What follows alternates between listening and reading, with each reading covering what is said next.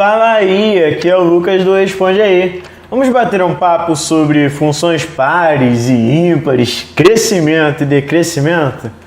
Ufa, nome bem grande, né? Mas pode ficar tranquilo que a gente vai conseguir entender nos mínimos detalhes cada coisinha dessa matéria, beleza?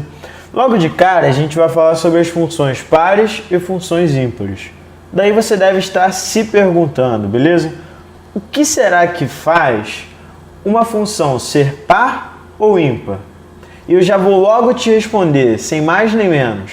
O que faz uma função ser par ou ímpar é a sua simetria. Daí a gente vai ver daqui a pouco como essa simetria vai funcionar, dependendo dela ser par ou ímpar, beleza? Só que eu te respondendo essa pergunta, talvez tenha passado pela sua mente a seguinte pergunta também. Bem, já que ela pode ser par ou ímpar, será que toda função ela será par ou ímpar? Daí você já está vendo a resposta, né? Não, nem sempre uma função vai ser par ou ímpar.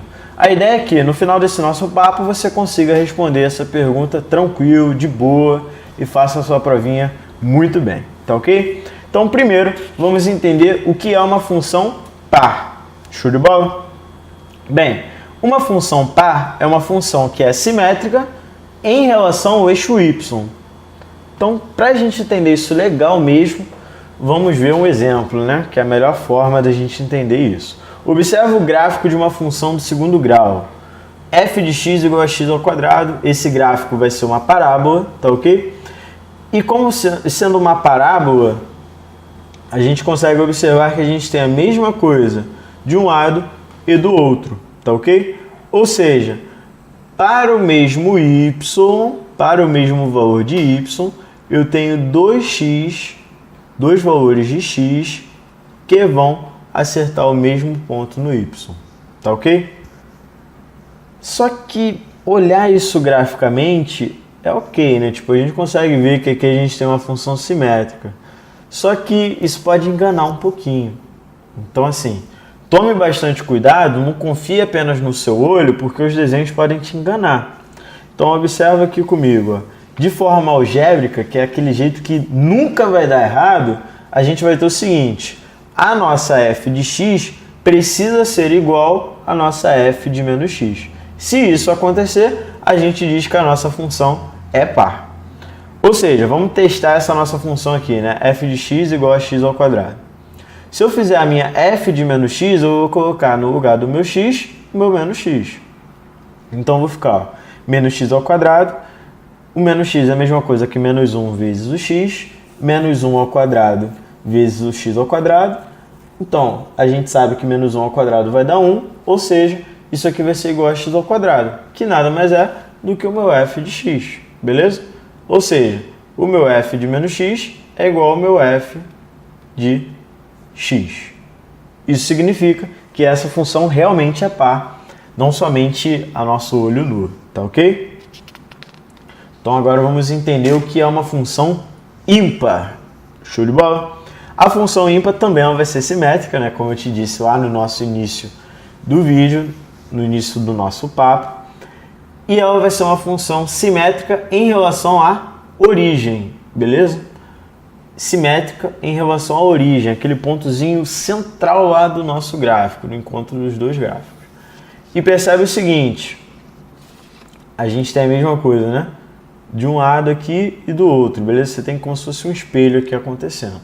Só que, como eu te falei, sempre é bom a gente testar isso de forma algébrica. De forma algébrica, dizer isso que você está vendo aqui na sua telinha é a mesma coisa que dizer que a f de menos x é igual a menos f de x. Ou seja, se eu fizer ali, né, a f de menos x desse meu gráfico de x ao cubo, do f de x igual a x ao cubo, eu vou ficar com menos x elevado ao cubo, o menos x é a mesma coisa que menos 1 vezes o x, menos 1 elevado ao cubo dá menos 1, então isso daqui é igual a menos x ao cubo, que é a mesma coisa que eu colocar o sinal de menos na frente do meu x ao quadrado. Ou seja, a gente pode afirmar que essa nossa função será ímpar. Mas eu já te disse lá no início do vídeo, já te dei aquele spoiler sacana de que nem toda função é par nem ímpar. beleza? Então vamos ver uma função que não é pegada a ninguém, por exemplo. Percebe que essa função aqui, só da gente olhar, a gente consegue ver que ela não vai ser nem par, porque ela não é simétrica ao nosso eixo y. Se você olhar aqui, esse eixo aqui, em relação ao eixo y, você não tem uma simetria. E nem vai ser simétrica em relação à nossa origem. Portanto, ela também não será uma função ímpar, beleza? Essa daqui é uma função que é desapegada de rótulos, beleza? Crescimento e decrescimento. Isso aqui é bem simples, não precisa ficar desesperado, beleza? O que é uma função crescente? É uma função que, à medida que o valorzinho do x, o valorzinho do domínio, ele está crescendo, ele está aumentando, o valorzinho do y, ou seja, o valor do f de x, também aumenta.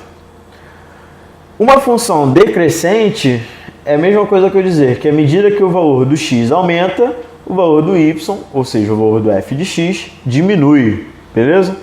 Em termos gerais, se eu digo que eu tenho um ΔX maior do que zero, ou seja, um intervalinho, né, maiorzinho do que zero, eu posso dizer que se eu pego uma função qualquer e aumenta um pouquinho, né, e ela fica maior do que era antes, maior do que o nosso f de x, eu posso dizer que essa função é crescente. Mas se eu aumentei um tantinho, né, o meu x, e a minha função ficou menor do que era antes, eu digo que essa minha função é decrescente. Beleza? Estudo de sinais. O que eu quero que você entenda? Se você tiver os valores acima do eixo x, eu vou dizer que esses valores são positivos e abaixo são valores negativos. Em cima do eixo x, a gente vai chamar de raiz, tá ok? Então, por exemplo, olha esse gráfico aqui. Os valores que estão acima do nosso eixo x são os valores para os quais o nosso y vai ser maior do que zero, ou seja, positivo. Os valores que a nossa função vai assumir valores positivos. Abaixo do meu eixo x são os valores que eu vou assumir que são negativos. E o valor onde a gente encosta no eixo x, aqui, ó, esse ponto aqui, a gente vai dizer que é a nossa raiz, ou seja, vai ser onde a nossa função vai ser igual a zero, ou seja, onde o nosso y vai ser igual a zero. Show? Belezinha? E aí? Esse vídeo te ajudou? Responde aí.